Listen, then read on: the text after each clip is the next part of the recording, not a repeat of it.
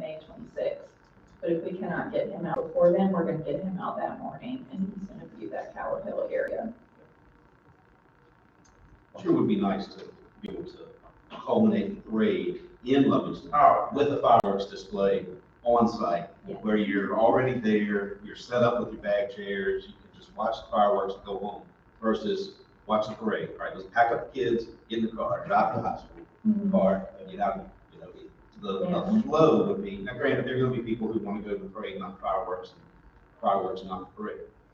But it really would be a great evening of entertainment if it could all be. I agree. But I understand the logistics. Yeah, I was hoping that the village would actually like keep their businesses open late, maybe a little bit later, because there will be some lag time between the end of the parade and the start of the fireworks, especially because we've had interest to bring live animals into the parade, and so we just cannot shoot fireworks off while those live animals are still on Main Street. So there will have to be some sort of lag time. Any other questions for Jade at this time? Can we get a motion for allocating $10,000 to Livingston Fire Department? So moved. We have a motion, do we have a second? Second. Second, Mr. Parr, any further discussion? Yes.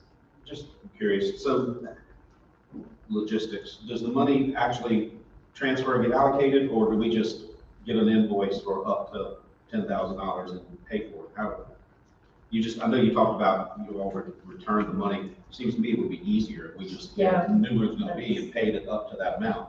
That would be easier. That's what I would think. That's good with us. That's fine. Okay. Well, then let me Amend your motion. a motion to be, that the county be invoiced for the cost up to. Got it. All right, Mr. Parr, do you amend your second? All right, he amends the second. Any further discussion? Hearing none, let's do a vote by acclamation. All those in favor say aye. Aye. Any objections or abstentions? Hearing none. Thank you, Jade. Thank you. All right, moving on to the public hearings. VDOT. And everyone in the crowd is required to go to the Livingston 4th of July parade. Yes.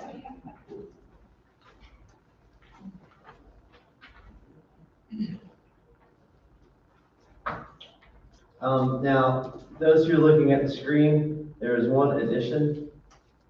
Eagle Mountain Drive, Route 703, half mile, at the bottom of that.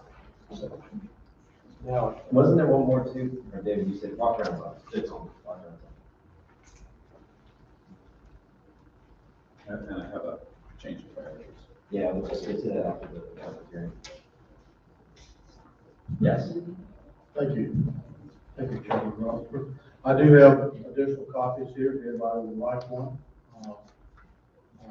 Of both these documents right here, that document as well as the 6-year plan. If anybody would like one. But looking at the plan, we'll go through the proposed 6-year plan.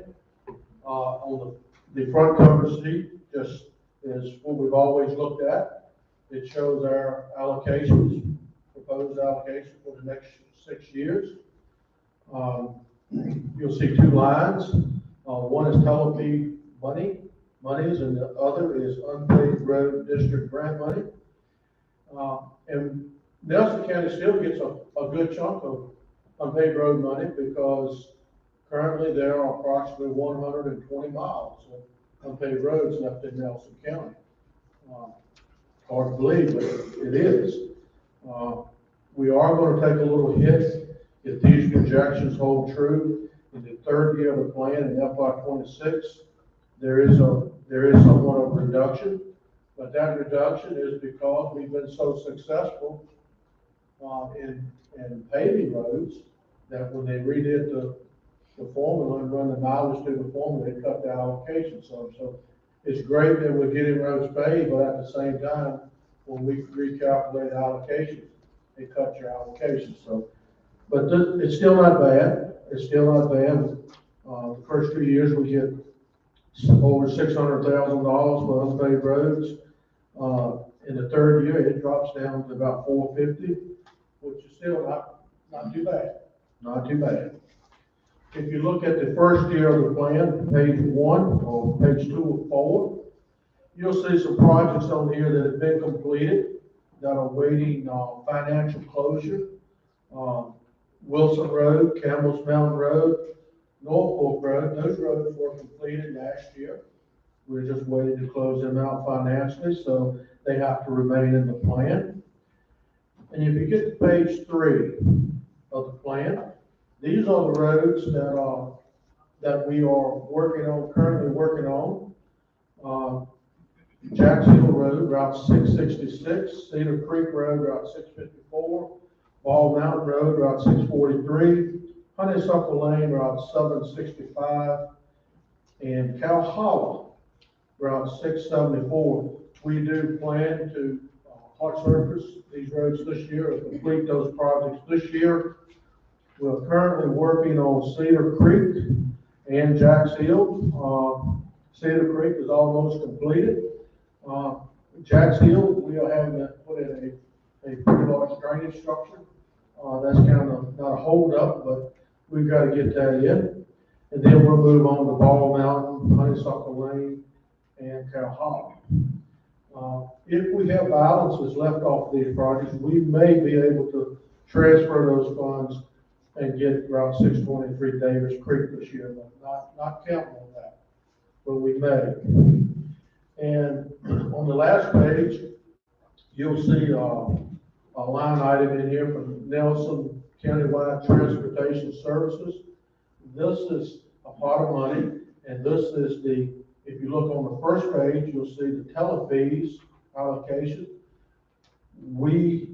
This is where the telefees go. We use this money to do little special projects that come to us on secondary roads that some come from the board, some come from other things. It helps us put up our new signs, it funds our new signs on secondary.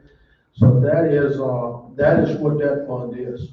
We can use this funding to supplement unpaved roads, and we have done that in the past, and we'll probably do that in the future.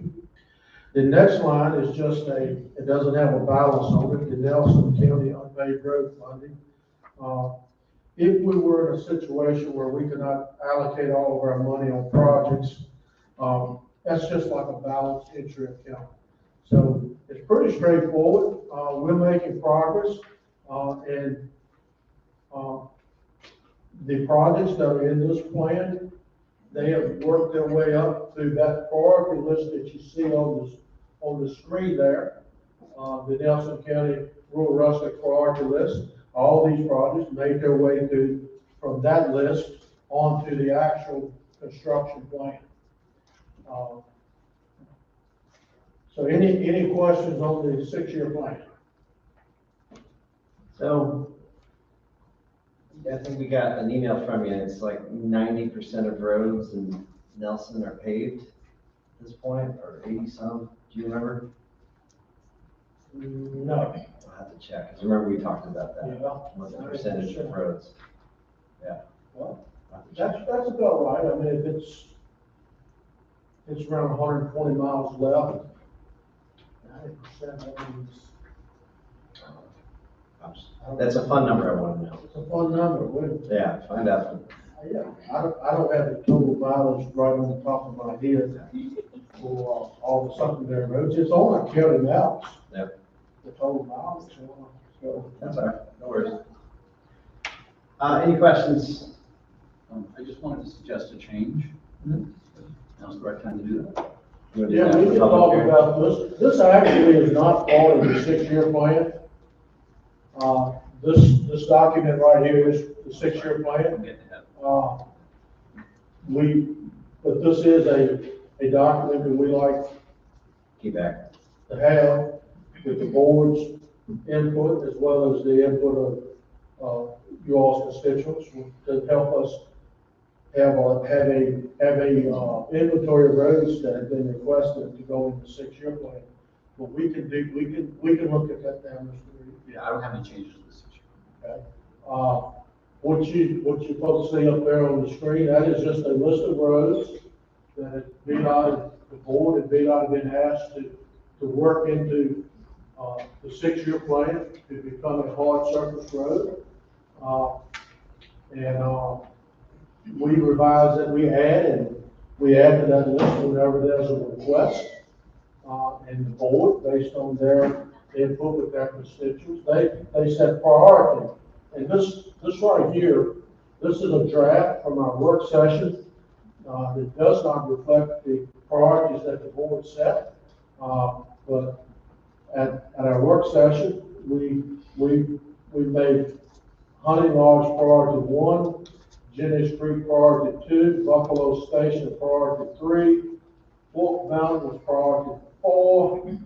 We had Gully's Village 5, Berry Hill 6, Wheeler's Cove 7, Walk Around 8, and Greenfield Drive number 9. And we also added it's not on that list, but the revised list has Route 648 Eagle Mountain Drive as an unprioritized road on this list.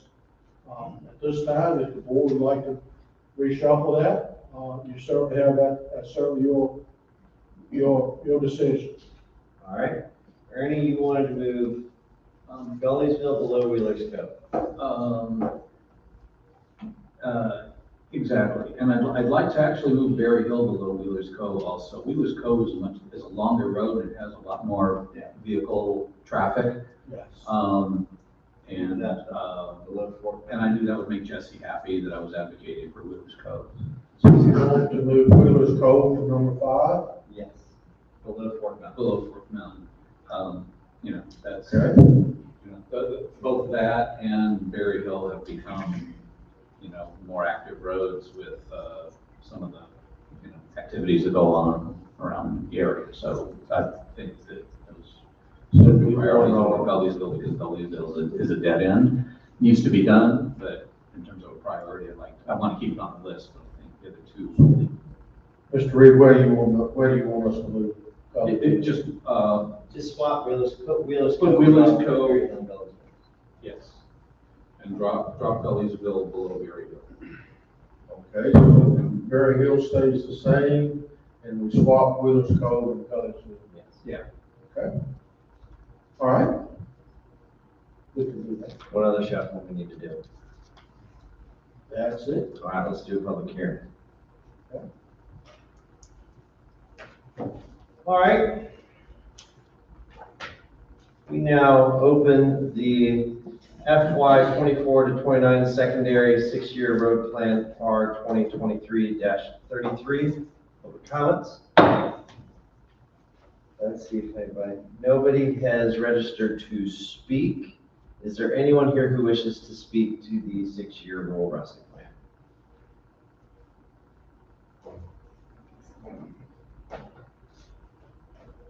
Who are you? Tommy Ruggiero, 187 Jacks Hill Road, Roseland, Virginia. One thing I would request, any road that goes over budget, I'm looking at Hunting Lodge Road. If you only do 1 mile of that, and you still got more of them, come back the very next year and finish it. Don't wait 2 or 3 or 4 years down the road. I've seen too much of that happen. It's just not right for the rest of the people. And so I request that you say, if you only did 1 mile of Hunting Lodge Road, put it down in the next year to finish and do all the roads like that. Thank you. Thank you. Anyone else? Yes, come on up. Well, is this on 151, You the can- 6-year plan? Ma'am, so this is related to getting gravel roads paved. Okay, good. Okay, thank you. Any other questions, comments, not questions, only comments in the public comment section? Hearing none, I close the public hearing for FY 24-29 secondary 6-year road plan, R 2023-33. And you just need an action to approve, not as amended, but as presented or as amended. The shuffling, do we need to say that's Well, amended? what we need to do, Chairman, is approve the 6-year plan as approved. And then, if you want to, you can, accept the rural rustic plan as amended. I mean, the rural rustic product as amended. Okay. Great. Can we do that in one motion? I think so. So you do have a resolution. Oh, so- We have a resolution to make. Yes, we do, it's right there. Okay, I move we adopt resolution R 2023-33, Nelson County Board of Supervisors, approval of fiscal year 24 through 29 secondary 6-year road plan and fiscal year 23-24 construction projects. With the priority list as presented. As presented. Or as amended. Recommended. As amended. Good job, Ernie. That's a motion. Do we have a second? Second. Second, Mr. Parr. Any further discussion? Any discussion? We'll do a roll call vote. Mr. Harvey? Yes. Mr. Barton? Yes. Mr. Parr? Yes. Mr. Reed? Yes. Mr. Robinson? Yes. All right. Thank you, sir. Safe travels back down to Charlotte. All right, moving on to the proposed transient occupancy tax rate increase, O 2023-02. You can swap this slide over.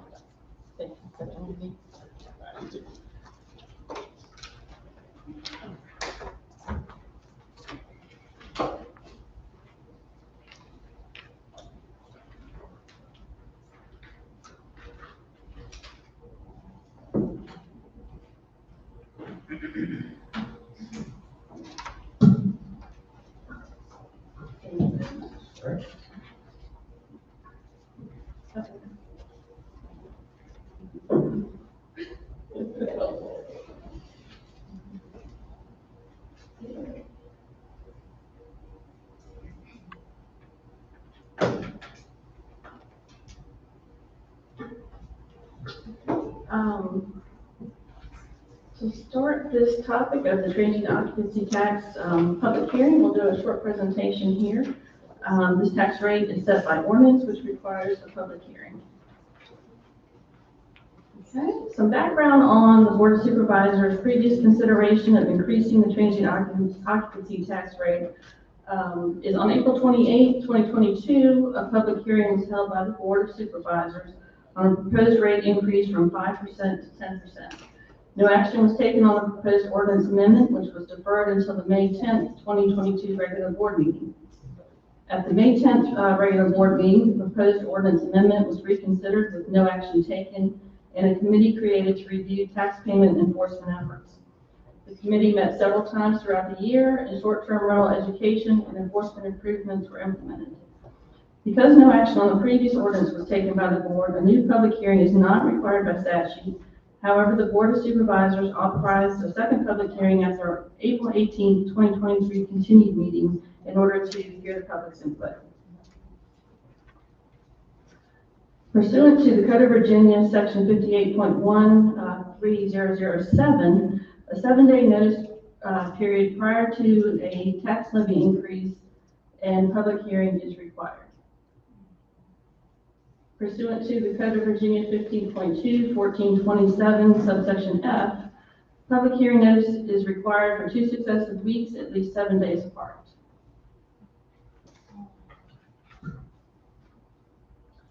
So in compliance with public hearing notice and code sections, the county's public hearing notice to amend Chapter 11 taxation, Article 6, transient occupancy tax, was published in the Nelson County Times on April 27th, 2023 and May 4th, 2023, meeting the notice requirements of State Code Section 15.2-1427F. We also published the public hearing notice on the county's website under news and announcements on April 27th. And the proposed tax rate increase or levy, if adopted immediately or sometime thereafter, would be at least 7 days following the public notice, complying with Code of Virginia 58.1, 3007.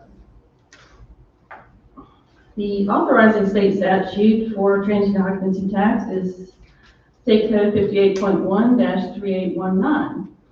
And this states that any county by duly adopted ordinance may levy a transient occupancy tax on hotels, motels, boarding houses, travel campgrounds, and other facilities offering guest rooms rented out for continuous occupancy for fewer than 30 consecutive days.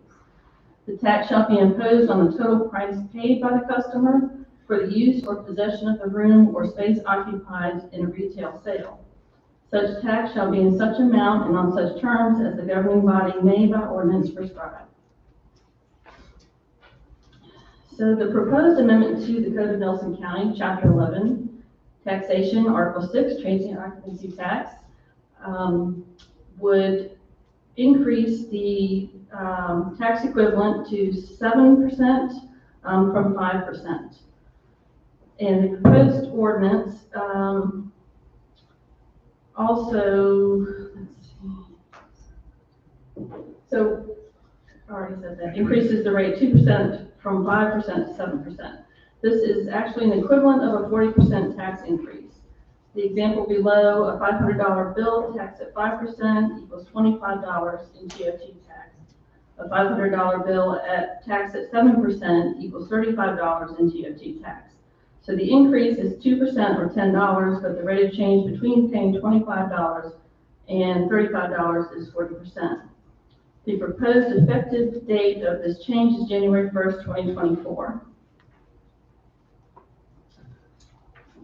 Based upon FY24 estimated revenues of $1.8 million at the current 5% rate, the estimated additional revenue generated from an approved transient occupancy tax rate increase from 5% to 7% would be $720,000 for a full fiscal year, or $360,000 for FY24, which would be a prorated amount based on the January 1, 2024 effective date. The $720,000 for a full fiscal year is equivalent to approximately 2.27 cents in the real estate tax rate. 6 months of that would be equivalent to 1.14 cents. So next steps would be for the Board of Supervisors to conduct a public hearing tonight. And then the board may consider ordinance adoption immediately following the public hearing or sometime thereafter. And we have included the proposed ordinance O2023-02 for your consideration. Any questions for Candy before we go into the public hearing? To emphasize one thing, action does not have to take place tonight. It can take place at a later date and have further discussion, correct, Candy? That's correct. If there's nothing, we will go on to the public hearing. Thank you. All right, it's nice to have a crowd.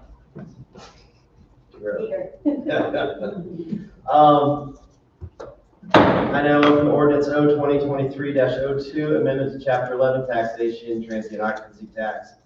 Public hearing. I have some folks who have registered or signed up to speak. If you forgot to sign up, there will be an opportunity for you after these speakers to speak. The rules are the same. You have 3 minutes for an individual. Please state your name and address for the record. If you're speaking on behalf of the group, you can have 5 minutes to speak, and at the chair's discretion, you can be given an additional 30 seconds to finish your thoughts. Mr. Reed here is our Sergeant at Arms. He has a lovely sign that has a stop and gives you a 30 seconds warning. So we'll jump to it. First on the list is Beth Ann. I'm Beth Ann Driscoll. I live at 1078 Country Falls Highway, Tyler, Virginia, 22976.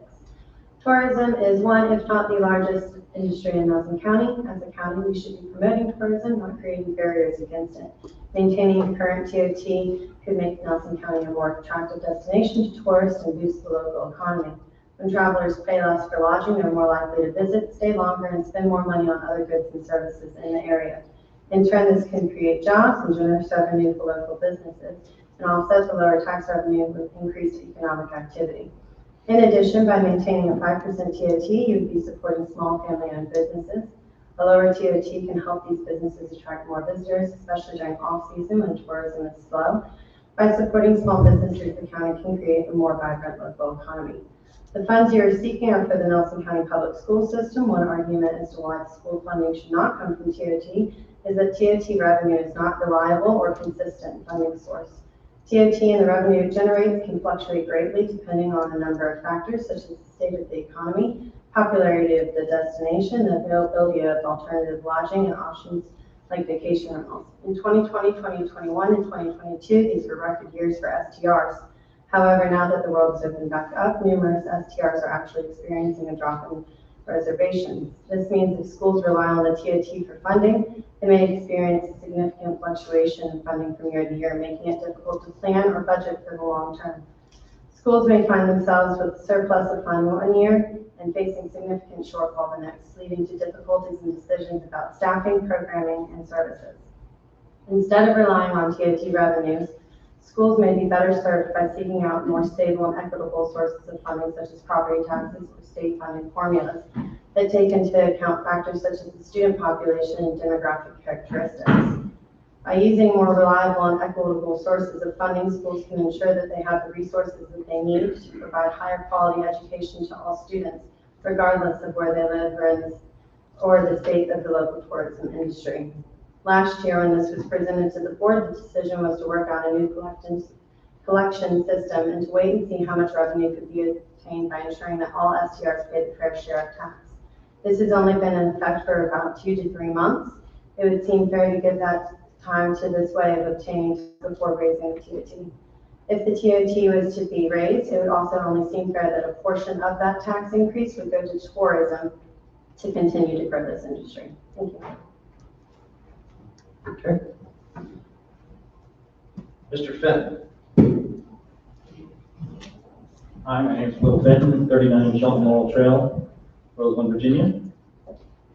So I know that I've talked to most of you, and everyone knows that I'm against increasing it for the same reason that she just discussed about our business is tourism, and we want to make sure that tourists find this place as a good place to be, and in the long term, our business is something I want my children to take over, so that we want to have tourists coming here. And there are places, other parts of the country, other parts of the state where the counties, governments, states, other things have overtaxed and drove businesses away. And we don't want to become one of those things. It was 80 degrees in the middle of January. I know there's nothing anybody here can do about that, but it didn't do well for Wintergreen's skiing when you have bad weather. So I don't know how their numbers turn out, but they've had tough times before, and it doesn't look like the climate is really helping them out to get good ski seasons. So we'd like to keep the tourism coming rather than trying to discourage it. As far as what the money is going to be used for, I understand that times are getting harder, things are getting more expensive. We've had to deal with those same sorts of things. Everyone says that 2% isn't that much, but if you look at other businesses, I remember we used to talk to Andy Hickman that when he sold a gallon of gas, he only made 2%. So if you took away 2%, he would have nothing. Any other businesses, restaurants, other things, their margins are fairly tight. 2%, if that was the only taxes we were paying, that would be great, but we have state taxes, federal taxes, real estate taxes, payroll taxes, social security taxes, and I haven't even gotten through much of that list. But obviously, 3 of you have businesses, so you're well aware that there's lots of levels of taxes. So we would like to keep tourists coming here. We noticed that definite downturn in our revenues for the beginning part of this year. Part of that might be as a result of the ski season, but I think a large part of that is we're getting less people from overseas, we're getting less people from farther away, so we're noticing certain pockets of the country are definitely getting hit by the economic change. There's people in Washington, D.C., obviously still clueless to what's going on in the world. They continue to come down, but we're looking at a slowdown that could be for many years to come, and we don't want to be deterring tourists from coming to the area. Thank you. Ms. Avery?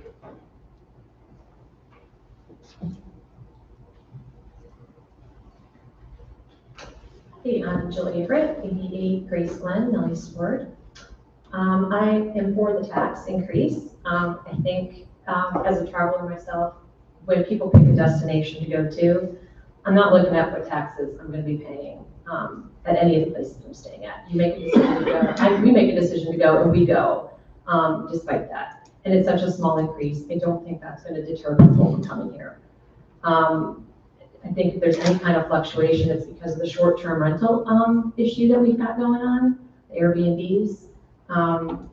We've got new ones popping up all the time, and that is, I think, spreading out the the amount of tourists where they're staying and where they're gonna be. But collecting tax on them coming into our county, supporting our kids, I think is a great thing.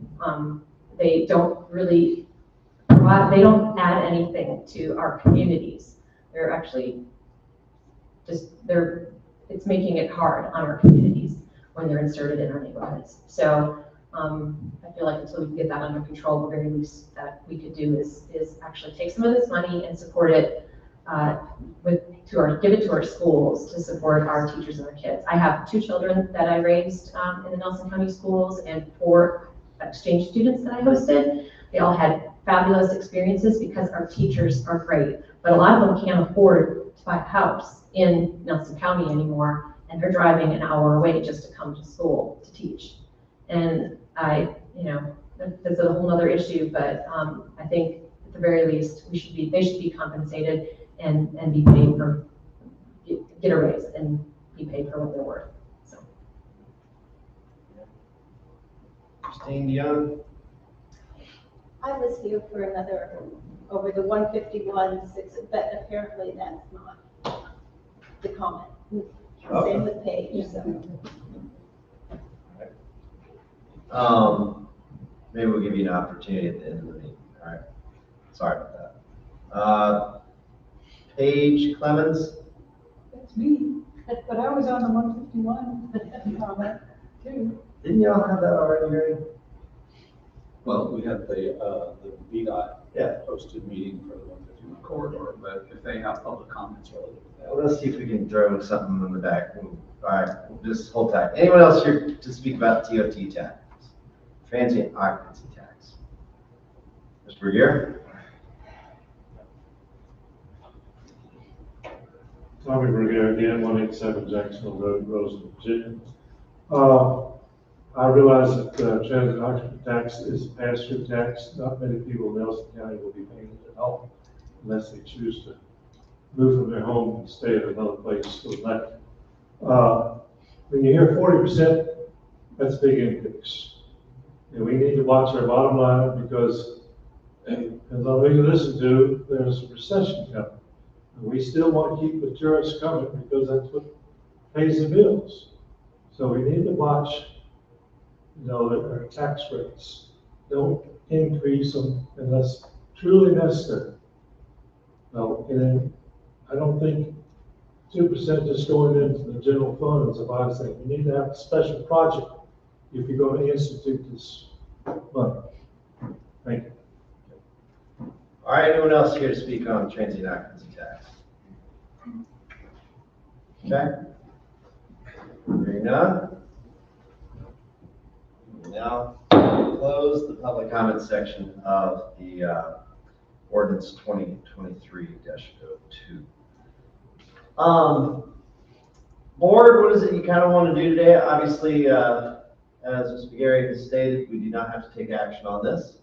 We can discuss this at a later time. I know we also still have the budget public hearing to come up, and it may be wise if any action is to take place that this take place potentially in June after further discussion.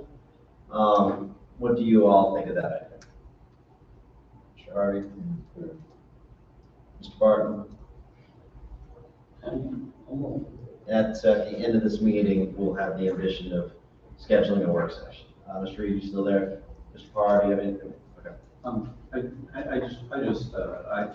agree that we should have that, but I also wanted to note that if we do schedule a work session, that would be an opportunity for the public to hear what the board has to say about such things. And if we don't take it up tonight, I just wanted to let the people that are here know that if they want to be a witness to that discussion, that it would be at that work session. It's not going to be tonight. And I would also advocate that any actions would not take place at the work session. It would take place at the June budget vote. So, all right, that's the case. Table till a discussion. So Candy, if you could remind us, probably last week in May or so, we'll look at some dates for a continued meeting. All right. Moving on to the FY 23-24 county budget, all funds. Is this your first one? Yeah, this is my debut, This is exciting. yes. Thank you, board members and members of the public for being here tonight. I'm Linda Staten, Finance and HR Director for the county. And we are going to go over, our budget overview for this May 9th, 2023 public hearing. The presented FY 24 budget is based upon budgetary information at the time of the advertisement. State budgetary decisions are still pending, which will affect the final general fund budget and the school division operating budget presented for the board's approval. The school division budget presented is based upon the House of Representatives budget proposal. For tax year 2023, the tax rates for all taxes shown in this grouping except for the TOT or transient occupancy tax, they are levied per $100 of assessed value. You jinxed me, Jesse. The real estate and mobile home tax rate is 65 cents per $100 of assessed value, and this is unchanged from 2022. The per penny tax rate equivalent for this amount is based on the FY24 projected real estate tax revenue of $20.6 million or 65 divided by 65 cents, and that is $316,995 per penny. The tangible personal property tax rate remains at $2.79 per $100 of assessed value, as I said, unchanged from 22. The yields anticipated revenue of $6.085 million for FY24. It's an anticipated decrease of 1.9% below the FY23 amended budget. This is due largely to a decrease in vehicle values over last year. Machinery and tools tax rate will remain at $1.25 per $100 of assessed value. And the advertised budget for the public hearing contains a transient occupancy tax revenue based upon the current rate of 5%. Also advertised for public hearing is the 2% proposed increase in the transient occupancy tax, and that will, of course, be pending a final decision by the Board of Supervisors at a later date.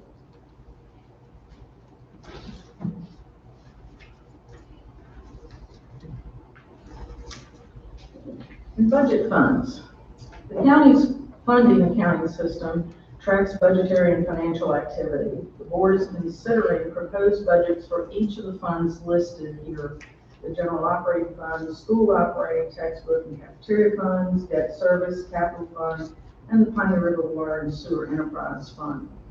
We're going to briefly overview the largest of these two funds, the general fund and the school fund. The Piney River Water and Sewer Operations is an example of an enterprise fund within the total budget. For FY 23-24, the general fund budget compared to the FY 22-23 amended budget as of February shows that we have a decrease in budgeted funds of $2.7 million. This is a negative change of 4.18%. So the FY 24 budget will be $2.7 million less than the current year budget, is what that means. The decreases from 23 to 24 are primarily due to budget reductions in capital outlay, capital projects, and recurring and non-recurring contingency reserves. The proposed revenues are going to be $50,222,334. This is a pie chart that shows you kind of an overall breakdown of the major categories for our funding. Local revenue consisting of general property taxes and other local taxes make up 75.7%, or the big purplish blue, whichever one you see there. I'm a little colorblind in some of those colors, so it's the big one. That makes up 75.7% of the overall budgeted revenue. Total anticipated local revenues are $37,994,562. State revenues account for 9.6 at $4.8 million, and federal revenues are 2.56% at $1.2 million. Non-revenue receipts of $20,000 or 0.04% of the total budget, and $6,095,997 in year-ending balance makes up 12.1% of the total. And that's the orangey looking pie slice there. The year-ending balance is comprised of $3.7 million in FY23 carryover funds, which includes $2.8 million in ARPA funds not spent, $828,291 in general expenditure savings, a net increase in FY23 revenues of $2.2 million, in addition to $159,916 decline in debt service fund year-ending balance.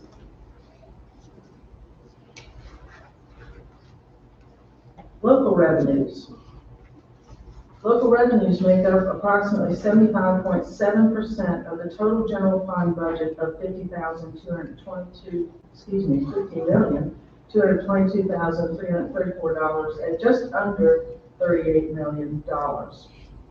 The percentage of change between the FY23 budget and the FY24 estimates is an overall increase of $1.8 million or an increase of 5.19%. General property taxes of $28 million account for 75% of all local revenue. Of all local revenues, personal property, mobile home tax, recordation tax, and other recovered costs are each anticipated to decrease in FY24, while most other revenue categories anticipate increases. FY24 interest on investments is projected at $500,000, an increase of 1,900% over FY23, and this is largely due to increased interest rates. Significant local revenue factors. General property taxes. An increase in general property tax revenue projection is due to an increase in real estate and public service taxes. This increase is overall anticipated to be $565,652. And it's broken down by real estate, public service taxes, personal property, and machinery and tools. Those pluses that you see, or the negative in the parentheses there, those are the changes that are anticipated between FY23 and FY24 for those individual categories. Personal property tax projections, for instance, are estimated to decrease due to an 11.8% decrease in vehicle values over last year. Other local revenue includes local sales and use taxes, including utility and bank franchise taxes, business and motor vehicle licenses. These are expected to increase by $158,800 overall from last fiscal year. Recordation taxes have been decreasing due to increased interest rates on borrowing. Meals tax revenue is expected to increase by about 15%, while lodging tax is anticipated to generate an increase of 56.5% in revenue for FY24, projecting an $829,476 overall increase. Permit fees and miscellaneous revenue are expected to increase by $36,598. These increases are expected to offset declines in overall miscellaneous revenues at negative $71,362. Interest on investments is expected to increase by $475,000 over last fiscal year. These interest projections are directly affected by and fluctuate with the economy.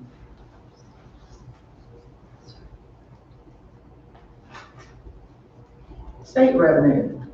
The FY23 budget was 4.9 million, FY '24 anticipated at 4.8 million, for an overall negative decrease 1.98%, or $97,369. The estimated state revenue is currently 9.6% of the total general fund budget in FY '23.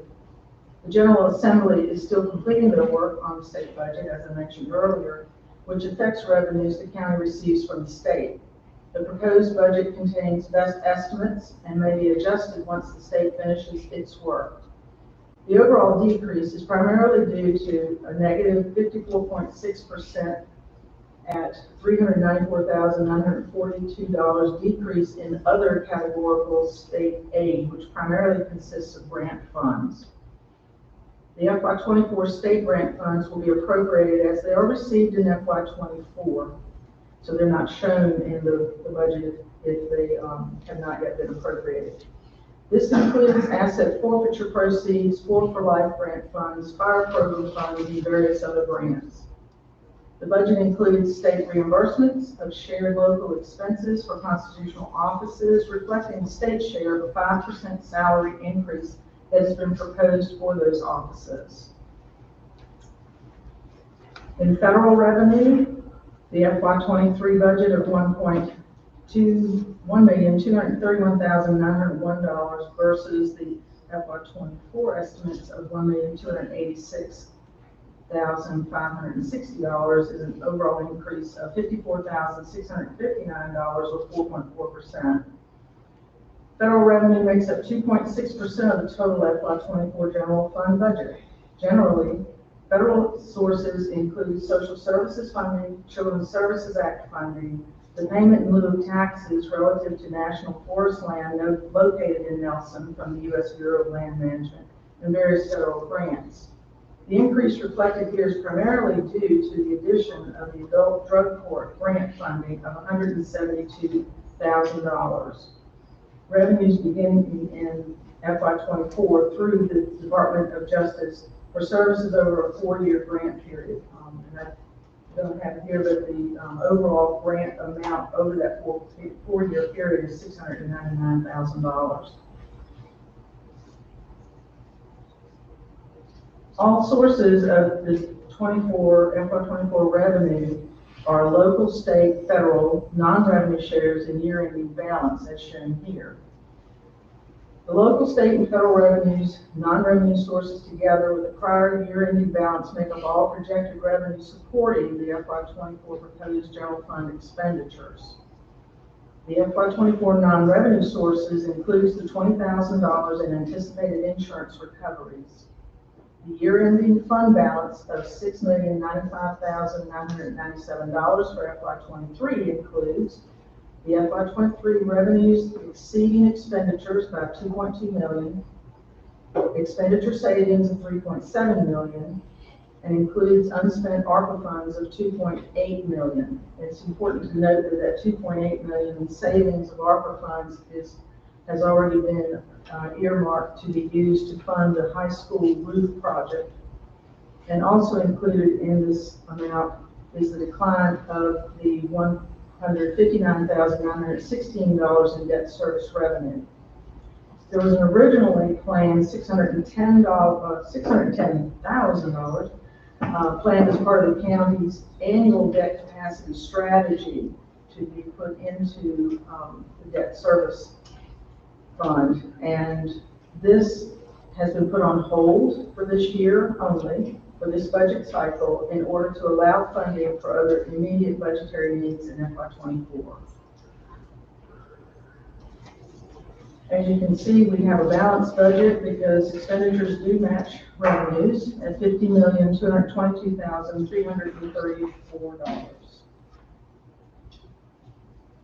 In comparing our general fund budget to for FY '24 to FY '23 as of February, the expenditures for FY '23 are $52.9 million, and FY '24 projected at $50.2 million, for a decrease again of $2.7 million, or 4.18%.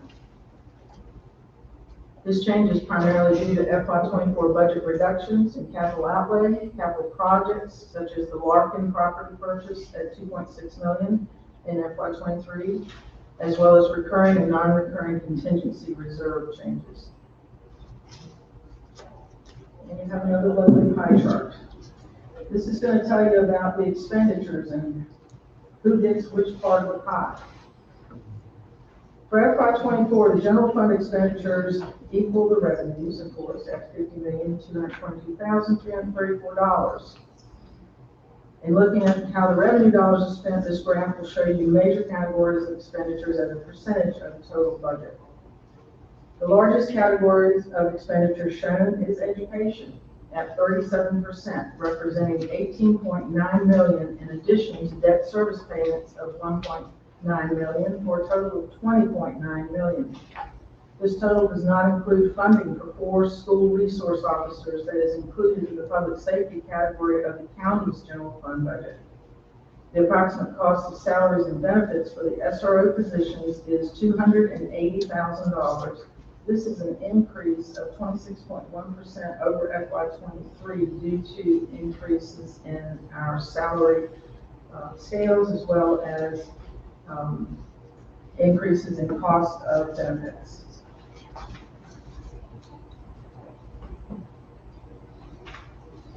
FY '24 expenditures by major category as a percentage of the total budget.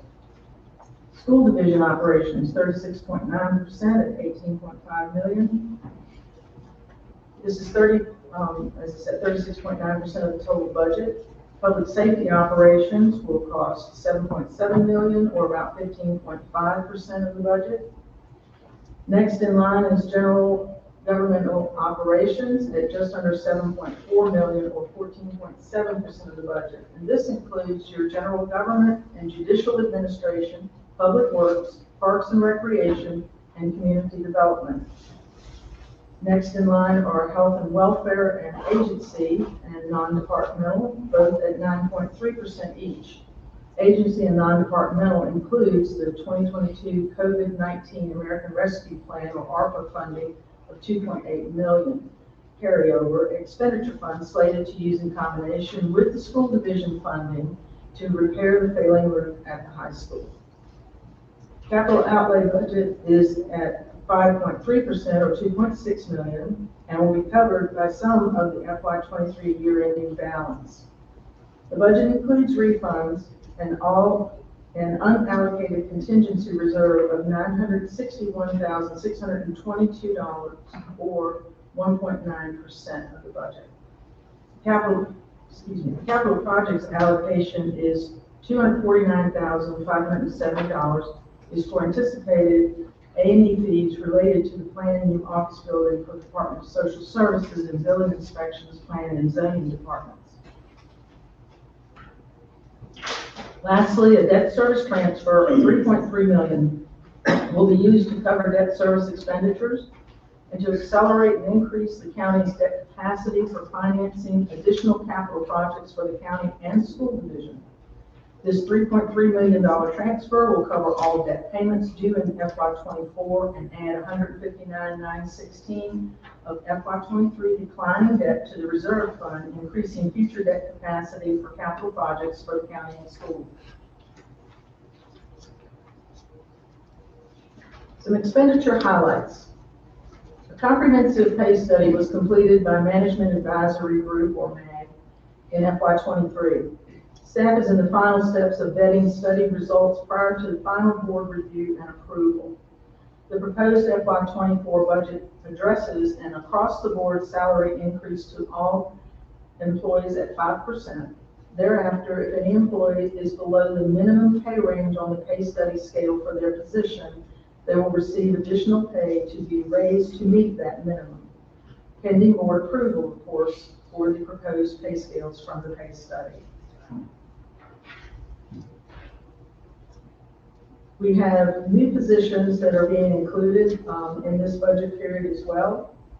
We have a full-time chief deputy registrar, a full-time sheriff's department office assistant evidence technician, full-time building inspection / planning and zoning administrative assistant, a full-time animal control shelter manager, and part-time recreation aide.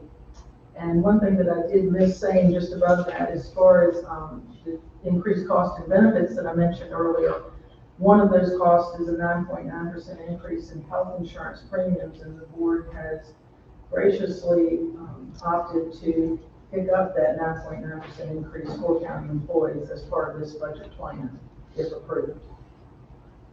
Of course, we do also have 4 full-time school resource officers, and that includes 1 state SRO grant position. Expenditure highlights. Public safety and emergency services has a 17.95% increase in regional jail costs due to higher utilization. Albemarle Charlottesville Regional Jail uses a 5-year average prisoner population to help smooth out any annual increases. However, with annual utilization on the rise, average annual costs will also rise. Plans to renovate the existing jail and begin financing steps are anticipated within the next fiscal year. Nelson County's obligation for FY24 is anticipated to be interest only, with construction costs to begin by FY25.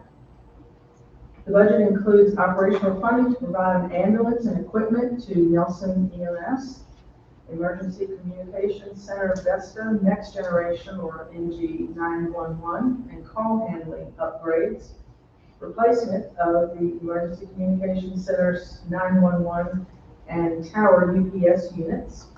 Upgrading the county EMS radios is slated for completion in FY24 at $1.4 million, as well as purchasing 3 sheriff's vehicles and equipment. All of the aforementioned costs continue to increase sharply while their deliveries are being delayed. In other highlights, the budget includes increases to some agency contributions going to Nelson County Health Department, Nelson Local EMS Council, Nelson County Extension Service, Piedmont Virginia Community College, Foothills Child Advocacy Center, JAVA, JAUNT, Shelter for Health and Emergency, Jefferson Madison Regional Library, MACA, or Community Corrections, and Thomas Jefferson Planning District Commission. All of these are receiving increases over their FY23 allocations. Additionally, $249,570 in carryover funds is budgeted for A&E expenses related to the planned office building to house the Department of Social Services and Building Inspections, Planning, and Zoning. Miscellaneous capital outlay outside from those included for public safety and emergency services mentioned previously includes continuance of the comprehensive plan update and Sturt Park development. Total capital outlay funding is set at $2.6 million. Transfers are the transfer of general fund monies for other purposes, such as funding set aside for the next reassessment for the Department of Social Services VPA fund, for school nurses and school operations, for the debt service fund, etc., totaling $24 million. The transfer to debt service includes $159,916 in declining debt savings from the county VRA radio project loan payments completed in FY23. Also included are contingency reserves of $909,622, with $509,702 generated from recurring revenue and $399,920 from non-recurring revenue or carryover. The non-recurring contingency funds are best used for one-time expenditures. Recurring contingency funds can be used for one-time expenditures without impacting future operations. The FY24 school fund, $34,694,395 is slated in the budget for FY24 for the schools. This is a decrease of $2.2 million from the FY23 numbers. The FY23 being $36.9 million. This change is a minus 6.2%. The FY '23 school fund approved budget based on an enrollment of 1,454 students compared to the FY '24 advertised budget based on an enrollment of 1,396 students reflects an overall decrease of 2.2 million or 6.2%. The decrease is largely due to 1.17 million decrease in state, federal, and other funding sources. In FY '22, the state also included 1.2 million in one-time funding for school facilities. In FY '23, 1 million of those funds will be used for the Nelson County High School roof repairs. Increased expenditures include a 5% pay increase for all school employees, including a 0.5 or 0.5% for step increases. The requested additional local funds requested by the schools for FY '24 is $1,582,639. Of this amount, $1,243,150 is included in the total local funding proposed for FY '24, which is 78.5% of the total difference requested. This total does not include the portion of the 2.8 million in county ARPA carryover funds from FY '23 obligated for the Nelson High School roof repair cost to be expensed in FY '24. School revenue for FY '24, broken down local, state, federal, and other. In addition to the local operating funding of 18.5 million, an increase of 1.2 million, let's see where we're getting that from, 1.2 million over FY '23, the school division also receives revenues from other sources, state, federal, and other, which is comprised of reimbursements for field trips, dual enrollment, and telecommunications rebates, etc. Projected at $417,366. State funding included here reflects an anticipated decrease of 1.1 million and is based upon the House recommended budget with anticipated student enrollment of 1,396 students. Regular federal funding decreased by $64,000. The number shown here includes COVID-19 stimulus funding of 3.8 million carried forward from FY '23. That's part of the school budget, 3.8 million, excuse me, wrong way. FY '24 local contributions to schools. This is a little bit busy, but I'll try to work you through it. As noted previously, one of the largest components of the general fund budget is the local contribution to schools. Including debt, about 54.7% of local funds within the general fund budget are allocated to schools, which equates to 41.4% of the total general fund budget. The local contributions to school operations and school nurses for FY '24 is presently funded at 1.2 million more than in FY '23 versus the school division request of 1.5 million in new local funding. The 4 school resource officers are funded at 280,000, which is 73,000 above FY '23 amounts allocated for that purpose within the general fund budget.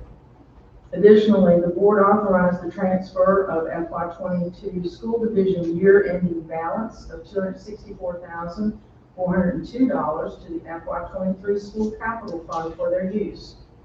The county also funds 1.9 million in school-related debt.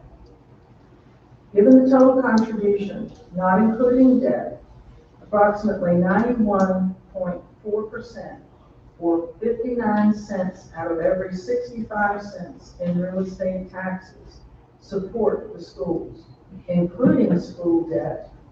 This percentage increases to 100%, or 65 cents out of 65 cents of every real estate tax dollar received, 100%, plus $193,000 from other tax revenue in order to meet the full support for schools.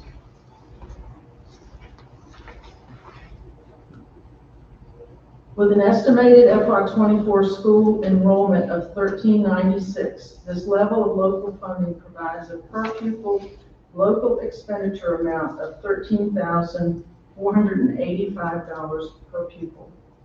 FY '24 local education funding of $20.7 million, coupled with state, federal, and other funding for schools of $16.1 million, yields a total expenditure amount of $36.9 million, or $26,467 per pupil.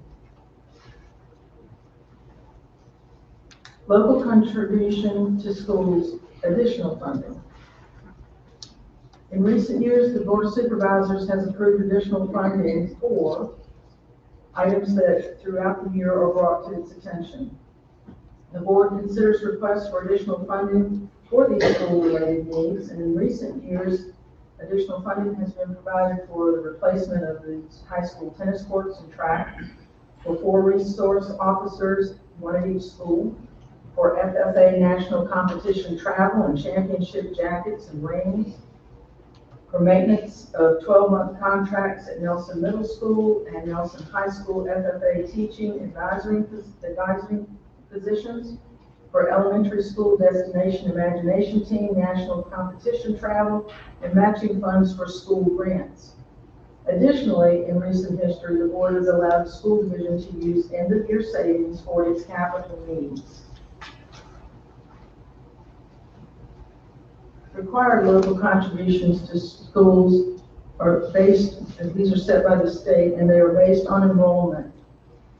Based on the enrollment of 1396 in House of Representatives budget, the local composite index, the state formula for determining a locality's ability to pay, is means the higher the index, the lower the amount of funds received from the state. A local composite index of 0.5888 means that Nelson County pays 58.88% of the state share, and the state share is 41.12% for standards of quality programs, incentive programs, categorical programs, and lottery-funded programs. Enrollment also contributes to the amount of total funds received from FY '17 to FY '24 has declined due to the decline of 403 students, with the largest drop being at the elementary school level. Nelson County schools continue to be well funded despite the drop in state funding that has occurred over time. Operational funding for schools, including the nurses program, is proposed at $18.5 million. $18.3 million for operations and $164,935 for nurses. For a student enrollment of 1396, this funding exceeds the required Virginia Department of Education funding, or the required local share, which happens to be for that number of students, $8.9 million. We are funding the schools, in addition to that, another $9.6 million, which is 107.7% more than what is required. This equates to 30.3 cents in real estate taxes, that $9.6 million. Board of Supervisors provides the local contribution to the school division. However, the school board and administration decide how those funds are allocated for expenditure within the school division budget. In other words, this board does not dictate to the school board how they use the funds that are given to them each fiscal year. Proposed school fund expenditures by major category, as they have been requested by the schools, are instruction at $20 million with an additional $1.4 million. Administration at $1.6 million, requesting an additional $105,000. Get back to my thing here. These are based upon the state funding as provided for in the House of Representatives recommended budget, an overall increase, you see here, 411. $411,191, or 1.34% above the FY '23 budget of $30,738,394, with an increase of $1,582,639 in local funds being requested. In addition to this operational funding request, the school division has provided immediate capital improvement concerns to the Board of Supervisors, which totaled $26.8 million, with recommendation that these improvements be completed during the next 3 years. The General Assembly has not yet finished its work on the FY '24 state budget, and to date, the Board of Supervisors has allocated $1.2 million in new local funding for school division operations. Additionally, capital funding has been designated by the board to assist the school division in covering the most immediate need, which is the roof replacement at the high school and building envelope repair, at an estimated cost of $5.5 million. The County American Rescue Plan Act, or ARPA carryover funds of $2.8 million are slated for this purpose. To conclude, y'all thought financing was dry, we were right. The general fund has a budget of $50.2 million. The school fund has a budget of $34.6 million. The textbook fund just under $600,000. Cafeteria fund just under $300,000. The capital fund of $705,000. Piney River Water and Sewer at $194,000. Total debt service fund of $6.3 million, for a total budget for our county of $93,052,486. All funds that make up the county budget total the $93 million. Additional information regarding each fund has been provided in the handouts that the board has received. It's also available on our website. But should you have any questions or want further information, we'll be glad to provide that to you. Per state code, the board must wait a minimum of 7 days following the public hearing before adopting the budget. This concludes the FY '24 budget presentation. Thank you all. Thank you for your first round on this. You did a great job. It's at 29 slides of information. First and foremost, to echo what our staff has just said, we are not allowed to take any actions on the budget at this time. We have to wait a minimum of 7 days. As per our last discussion, we were interested in having an additional work session. So before we adjourn, I'd like to see us do one maybe in the last full week of May before we go into our June meeting. We'll talk to staff here at the end.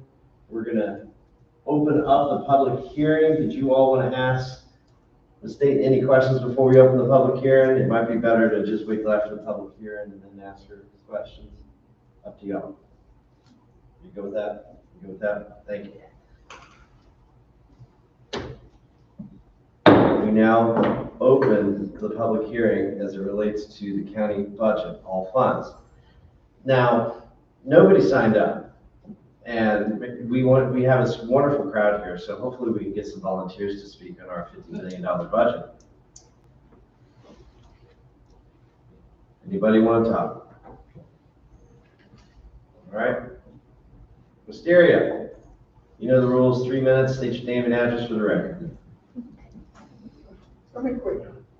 Wisteria Johnson, Sugar, Virginia. I understand what you're talking about, so thank you. Now, one of the things we've dealt with in the past is not being able to understand what's put before us. She did. Okay. Now we know. Thank you, Wisteria. Anybody else? I'll say something. Thank you, I was waiting. That's why I didn't take so long. Tommy Brugere. I've had this, Linda showed the amount above and beyond what the county is required to pay the schools. That's $1 million. That was right. Anyway, she showed that a lot of localities in this general area do not pay anywhere near that kind of money. So, and you also granted this school fund of $1.2 million in new money. I think with the declining school population, I think that's more than generous. I don't understand why the nurses program isn't lumped in with the school budget itself. They work those in the school systems that should be. I know years ago it used to be funded by Blue Ridge Medical, but I don't think so anymore. But anyway, I don't see why it shouldn't be lumped in with the school budget. Here's the reason why, I don't know why, but here's the reason why this is unseparate. That's nothing big. But Linda did a great job. Thank you. Thank you. All right. Anyone else? This is one of our, Phil.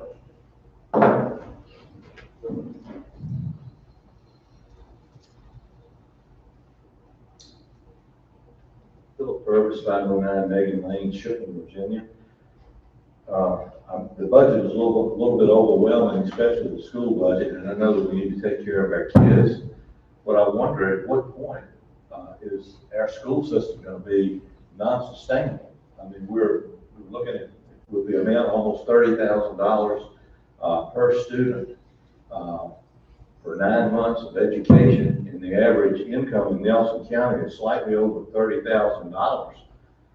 You just have to wonder at what point is this going to be unsustainable. I did a little research a while back and looked at some of the private schools, and you can send a high school senior to Lynchburg Christian Academy for $7,000 a year, which is a significant difference. That's $23,000 a year difference between what it's costing us to educate the children here in Nelson County. And I'm not trying to say that we shouldn't have good schools for our kids, but it just seems like that what it's costing to educate our children is just through the roof. Looking at it from just from that particular, and I can't remember, I looked at some other private schools and they were, somewhere in the same ballpark. And I know that's 30 miles away. Who wants to, the kids on school buses long enough as it is, who want to transport children, to Lynchburg to educate them. But it seems like that it's just, it's taking the total, all of our real estate tax, 65 cents a hundred, every bit of that is going to educate, our children, and the amount of kids that we got going to school is continuing to decrease, and the amount that is costing to educate them continues to increase. So, it's something I think that this board is going to have to deal with, as well as the school board, and I know it's a tough job, but it is a great concern that, what it's costing, and, close to $30,000 per child. When you got, people that are working, we have a large majority of the people here in Nelson County retired. A lot of them don't even get, $18,000 a year. I think my Social Security that I get is right at $18,000, and that's, just a little. All right, anybody else? Thank you all. We will now close the public comment section as it relates to county budget, all funds, FY 23-24. Obviously, we have another work session coming up and another regular meeting where we will discuss the budget further. Up to you all if you want to ask staff questions now or save them up for then. Sounds good to me. There were two folks here who wanted to speak in public comments, and I don't know if I accidentally chased y'all to the wrong section, but I'm going to give y'all each 3 minutes to talk, to say what you need to say, just like a regular public hearing. That would be Ms. DeYoung and Ms. Clemens. All right, Ms. DeYoung, can you come and state your name and address for the record? and you got 3 minutes. Thank you. I'm sorry about that. No, that's okay. I assumed that the feedback was about the meeting that I went to at the county board and, or the, community center. Christine DeYoung, 305 Falling Springs, Avenue, Virginia. And this, I went to the VDOT meeting concerning 151 6-year plan to look at what they are, improvement isn't the word, but changes that they want to make. And it was very informative and it was very helpful to hear. But it is a 6-year plan. And so 6 years is a long time to wait for changes to happen when the trucks are really a huge issue in that stretch that they're looking at. And so I just wanted to throw out, and I know the VDOT person was a different person than the VDOT people that are doing this survey, but we really need to discourage the truck traffic that really doesn't belong on a residential road here. And briefly, I'll just, 3 things. Lower the speed limit, all of it, to 45. They come off of, they cut through to make it quicker for them to get to 29, and we all know that. Reduce the maximum rig size from 65 feet to 50 feet. And the one thing that is bothersome to us and our horses that we have a property right on 151 too is prohibit compression braking. It is just unnerving, especially in the morning hours. And there is no reason why, even the VDOT person, there is no reason why they need to compression brake as loud as they do. They're driving my older horse crazy doing that. The other thing that would be good to know, and this is beyond, but I know part of the problem why trucks cut off, it's because they're trying to turn off of 29 to get onto 64. There's no easy way because they have to wait to the 29 or to the bypass traffic goes. And I know that's on the docket. I know that's an Albemarle County thing, but that is an extenuating circumstance that is now spilled over to us. And our nice little residential area is proving, you know, to make it very difficult. So thank you if we can do anything before 6 years on this. All right, Ms. Clemens. My name is Paige Clemens. I live at 226 Falling Springs Drive, and I did everything she said that I want to add to the trucks. And I understand that they are under the schedule, so they have a time crunch. However, 151 is very hilly, and to get onto Falling Springs Drive, you coming northbound from the community center, you go down a hill, and then you turn left onto 709 County Branch Road. And a lot of the trucks will speed down that way. They go way over 55. I always put my turn signal on at the horse farm, I think it's called Woodley, before that, so that all the traffic behind me, I'm going to be turning. And then you pump your brakes. And I had an incident one afternoon where a truck apparently wasn't paying attention. There was a car behind me, and fortunately there was nobody coming southbound because the truck was going very fast and had to put his brakes on and went into the other lane and ended up putting these nice skid marks down there too. But it was hazardous. He was just coming so fast, not paying attention. The car behind me, I was kind of nervous. I had begun to go up the hill and try to get away, but the trucks just don't pay attention, I don't think. And I understand that why they take this route, but there should be a way to decrease that amount of truck traffic, especially the hazardous, they have hazardous materials, which I've seen for very heavy loads, and they just go fast. So that was what I wanted to say, and thank you for letting us say something, even though it wasn't part of the meeting. I appreciate it, because I know it's a concern for a lot of people in that area. Thank you. Thank you, guys. All right, wrapping up the public hearing. If there's no further questions, or is there any other business that y'all need to talk about? Yeah, we're gonna talk about a date now. Candy, last week in May, what's your availability? I was just thinking, like the week of the 22nd. Does that sound good to y'all? Are we talking about, during workday hours or? Yeah, this could be like a 3 o'clock situation, because we're not gonna be taking any actions at that time. It looks pretty good for me. All right, David, Ernie, Skip, you don't like Tuesdays. 25th. You like the We would 25th? like to avoid the 25th. Avoid the 25th. If possible. All right, Ernie and David, y'all have any preferences? 24th. Let's do the 24th at, What day is that? that is a Wednesday. It's a good day. All right, let's do 3 o'clock, May the 24th. How's that sound? There is a planning commission meeting that night at 7:30. That's, we will not take that one.